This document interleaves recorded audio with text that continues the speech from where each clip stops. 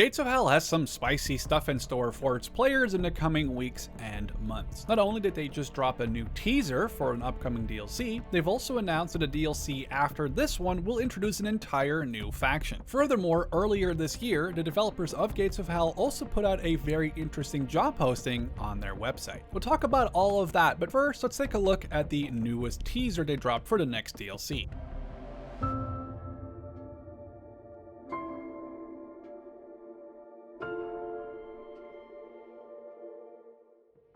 Initially, you might feel like there's not too much to go on. However, some people on the Gates of Hell Discord looked and maybe a little bit too closely at just a piano and decided it just had to be a reference to The Pianist. This is a movie about the life of a Polish-Jewish pianist who survived the initial invasion in 1939, the Warsaw Ghetto Uprising in 1943, and the Warsaw Uprising in 1944. Though a DLC based on the war from the Polish perspective would definitely be very interesting, and I hope that one day we might see something like that in Gates of Hell, I'm afraid that the big Café de Normandie sign in the background means that this is probably not in Poland. Café de Normandie is something you might recognize from Band of Brothers or Hell Let Loose, or perhaps you remember it as Café du Pasquet from Call of Duty 1 or Call of Duty 2, back when that series was actually still kind of good. The fact we know Café de Normandie is supposed to be, though it's not 100% a real location, in the town of Kärnten gives us a pretty decent hint. The real-life battle for Kärnten in World War II saw both the 101st US Airborne Division as well as the 2nd Armored Division fight against the German 2nd Parachute and 91st Infantry Divisions. With this knowledge and the music in the teaser, which definitely does remind me of the Band of Brothers theme,